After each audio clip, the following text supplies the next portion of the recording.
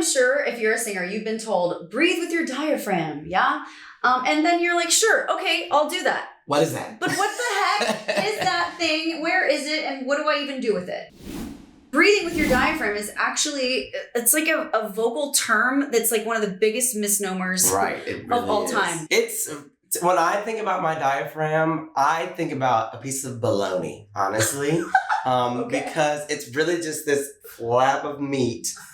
Oh, God. Seriously, look it up. So you have a piece of meat that kind of just separates the bottom of your lungs from the rest of your abdomen. Yeah, but it's true. And so when you say breathe from your diaphragm, well, like from bologna. Is there air going in the diaphragm? No, that's the thing. There's not air going in the diaphragm. You can't really even engage your diaphragm.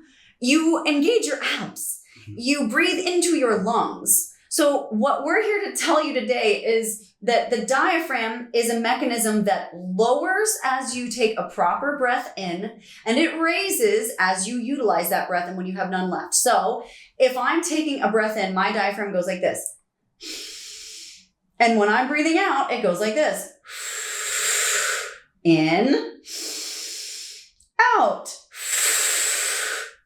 It's that simple. I'm not voluntarily engaging it as we're doing that. It is an involuntary action. It's meant to happen like your heartbeat, okay? When you take a breath in, that's what your diaphragm does, okay? If it doesn't do that, you would not be able to take a proper breath in.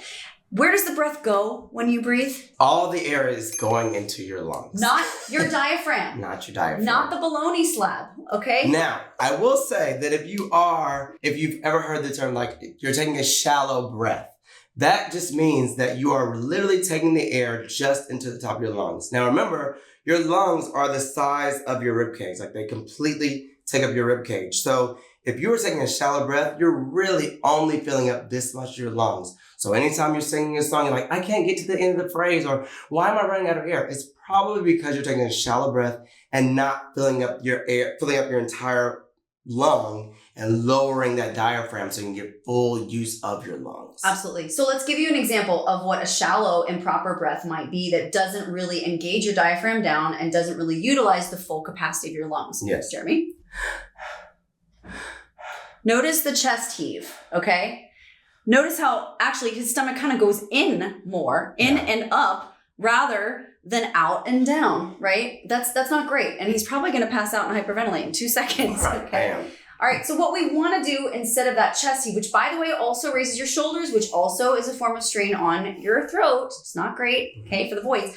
What we want to do instead is take a proper low deep breath. And the way to do this is to think of a tire or like, one of those inflatable floaties that go around you. Picture it deflated, and what you have is a long straw from your mouth all the way to the deflated roundy round around your abdomen. And you're going to sip in air that inflates that entire inflatable around you. Okay? Let's demonstrate what that is like. So if I pretend like I have a straw in, I'm going to feel that expansion in my stomach, but also I'm going to feel it in my rib cage as well. And a little bit in your back, your lower back. If you're really killing the game and going all the way around, you're going to breathe that front side back breath is what we call it, and fill up the whole tire, not just partially. So let's try it, Jeremy. Here you go.